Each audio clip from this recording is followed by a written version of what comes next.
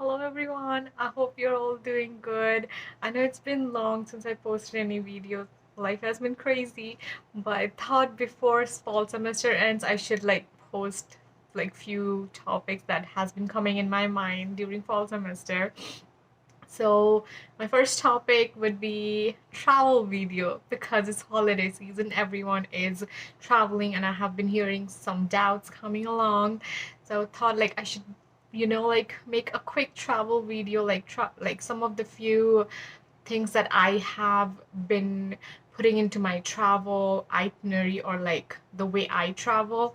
Everyone travels different, but I think this helps, especially if you're coming from India, which is like a really long way from US. This kind of helps me stay focused during my travel and also not tire myself out. So here goes. So here are some tips if you're booking your flight future present you've already booked, I don't know, but future flights, these are few things that I always keep in mind. As these are going to be really long flights, I usually don't care for window seat at all. I don't care what's outside. I'll be sleeping most of the time or watching television or watching the screen. So I usually prefer aisle seats because then I can move around anytime I want. I don't have to bother someone to get up and the whole awkward situation. So I usually take aisle seats, and this is me. I know that I follow people who travel a lot. One of them is Priyanka Chopra. She travels so damn much, and she always says keep drinking water. So this is something I will also suggest, keep drinking water a lot. I know people say you go to you pee if you drink water, which is obvious, but I think it's you should still do it. So one thing is I take the aisle seat and also some a seat of few rows away from the closest toilet. It's life is simpler with that. And also you have all the pantry section there, so that's a bonus. You can just chill with the air hostess, talk to them, move around. So that's something that I do every time I choose my seat during travel, which is aisle, so that I can move around, to not bother anybody, and definitely something closer because I don't want to walk really far away and stay in a huge long line. So yeah, something like that. You can do whatever you feel like doing. This is something I find convenient as I travel frequently. And then something about it is we are all students. I'm assuming my audience to be students. So this and we have to go through immigrations. I would suggest every time you're going from domestic to international to domestic flight sequence, please have 6 hours in between that, this junction from domestic to international, international to domestic, 6 hours. And try like that to be minimum, because just in case you have different flights connecting, it's not the same flight you checked in your baggages with, and you have to take your baggages out and you have to put it into the other airlines check in stuff. It's just a lot of mess. And it takes a lot of time, and especially during immigration it takes sometimes straight away 3 hours or sometimes even more, staying on the line, and you'll be when is this going to end? I might miss my flight. So yeah, have 6 hours for each of these domestic to international to domestic. Try have the same kind of having similar domestic to international, same airline, say in United to United, Air India to Air India, something like that. If it's not that, will maybe make life easier, maybe, because there are still rules that you have to take your baggages out from the baggage claim section and then re-check in. Some airlines do that. So even if you're taking the same airline, so it's safe to have 6 hours in between all of them. It's just really would save a lot of headspace, I would say. Higher is better, obviously. For immigration, for students, just two things actually. Three, as in like passport, you should have a visa, 6 month valid visa, travel for F1 visa people, and definitely I-20 with the latest signature. So just those two. Do not add on more stuff. They don't want to see more document. They just that, like I-20 and your passport, and that's it. And this is like a suggestion like that I found works for me mostly, that we all know US immigration people are really scary. So I sometimes just like act really neutral. I sometimes like even like I'm towards the tired side. Like my facial expression would be like I am really tired, rather than me like I'm really happy to see you. So yeah, like that somehow works. Like I don't think you can communicate with them having a happy face. So maybe towards the sorry towards the sad side or like the tired side like really works for me. So that's something I keep doing it every time I'm at a US immigration. So like people, they are really scary, trust me. Yeah. So then there is like when you're traveling to US, they will be giving you the immigration form during your flight, like towards the end beginning, but they will be giving you that. Few suggestions would be like obviously you wouldn't right away know your passport number, your like airline number, like flight number, seat number. These are the details that they would be asking. Further, they would be asking you about like what's your status. Like be as non-immigrant as possible, even if you have all the documents. Like do not have anything, any like there was just one time I was really confused because that was the second time I was coming back to US. So I had like a few documents that I am staying in US. It was like, should I say that I have an address here? Like, should I say I don't? Just yeah, just don't. Like, non-immigrant, alien, as alien as possible makes your life easier, basically.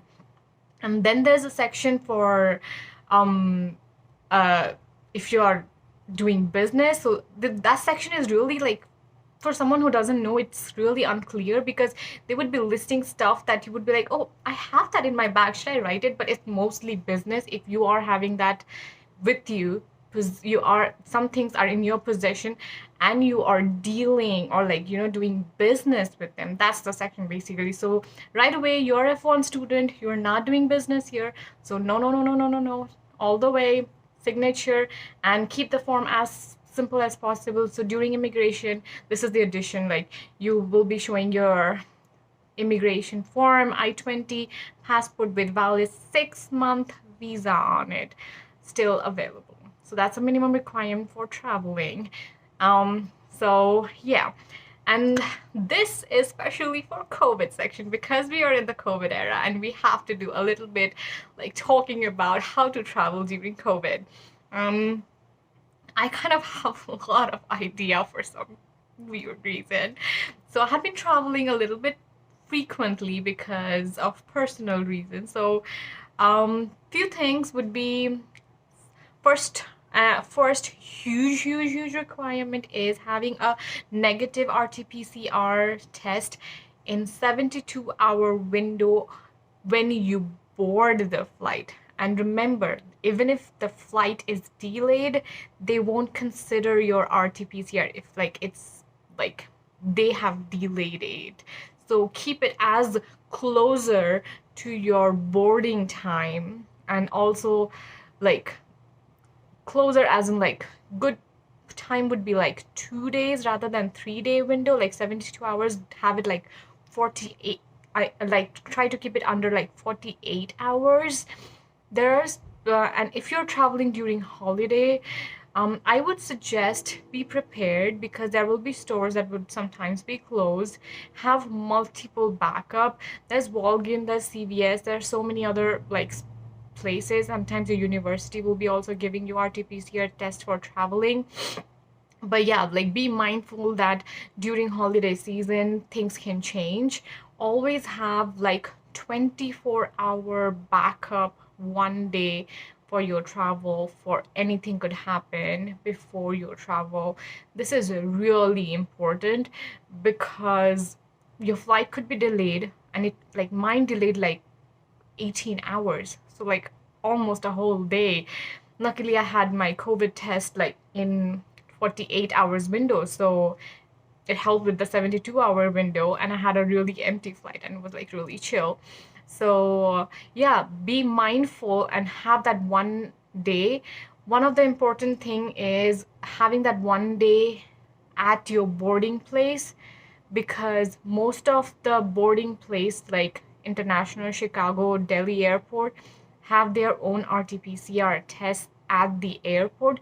So that could be your last resort if your tests are like delayed, or your flight is delayed, or by any chance you get a positive and you're like definitely sure it's a negative, like you don't have any symptoms, like just to double check, I would definitely suggest not traveling if you have positive test, obviously. But like, you can double check, like and those are like quicker tests. Like Chicago has 1 day test, which is like about $125, I would say, somewhere that's 125, $140. There is 1 hour like result test as well at Chicago, which is about like $225. Keep it to the last, but this is a last resort, basically, like doing your tests at the airport. Delhi airport has like 4,000 rupees, so somewhere like that, unless they have changed it. So yeah, keep that in mind, and always have one day with you at your international boarding place. Might be difficult, I know. I don't know how feasible it is. If possible, just have that one day with you. Like you can stay at your home and just have that one day vacant so that you can right away travel to your boarding place and do a test at your airport. But just have that one day so that you're prepared that anything could happen that day. Next is so these days no one sees, like earlier during COVID days, they used to see your COVID RT-PCR negative result on spot. But these days you're uploading everything before even like checking in. So you upload your negative RT-PCR, then you're allowed to check in. And after you check in, you basically, if you're traveling to India for your vacation, you are doing form called Air Suvidha, this self-declaration form. There you put all the details of like negative RT-PCR and all that stuff, and you'll be getting a number. There's also another form called the exemption form, but like it's basically like you don't no more have to do it. It's now reserved for only emergency cases. So do not, like, unless there's like really something emergency happening or like special cases or some special places, it's mostly not needed at the moment. The one that is needed is the Air Suvidha self-declaration form. Will be putting your RT-PCR result, like negative RT-PCR and flight details, and these all would be done before you check in. Remember, you're not allowed to check in unless you do all these things online. So please have that one day with you to do all these stuff, like getting the results, putting it online, everything. It will take maximum 1 hour, maximum. It's very easy, like they're all online, and they actually check your RT-PCR results when you upload them. It's very like quick. In like 15 minutes you will be getting that, oh, your RT-PCR is like confirmed, and it should be in that 72-hour window from your boarding time, unless it has been like postponed or like your flight has been delayed. So you will be verified to check in, and then you can check in online. And yeah, and that's basically the COVID stuff. And what else? I think that's all. Safe travel if you're traveling, and keep this in mind for future travel as well. And yeah, I know like some people might be applying for visa anytime soon. This is just a quick update. Like, I could be wrong, but usually because of COVID, the visa dates are opening really close to your supposed visa date. So if you're like applying for December, so maybe in November the dates for December would be applying.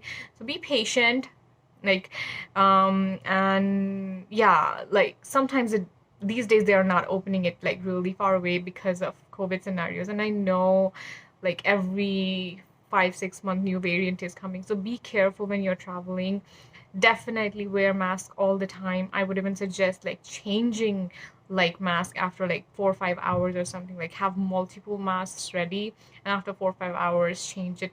Please, like, sanitize your hands regularly, clean the place you're, like, wipe the place you're going to sit, and yeah, definitely interact, but like interact less. 6 feet, please. If it might be difficult, sometimes people forget that they have to stay 6 feet apart and they will be right behind you. So don't feel obligated to stay quiet or to not like say them that you you want them to back off, because it's a risky travel. And I, for whatever reason you would be traveling, I would want you to be safe. And the only way you can be safe is like following all the COVID regulations. So put your mask on all the time, like stop, like do not touch random surfaces, clean your hand frequently, sanitize your hand frequently. Extra step is obviously change your mask frequently as well. And yeah, like keep I know we are social people, but this time it's more important for us to not catch COVID during our flights. And trust me, if you are vigilant enough and careful enough, I don't think you will be catching COVID. I hope not. So let's do our part of not spreading COVID even during our travel. And I know it's been 2 years and we are all like traveling. But yeah, like we can do it. We can travel without spreading COVID. And I really hope you all have really nice holiday, a safe travel, and do let me know if you have questions. And if I know answers for it, I will definitely like comment, text, or whatever way you want to communicate. You can call me if you know. But yeah, like safe travels, happy holidays. Bye.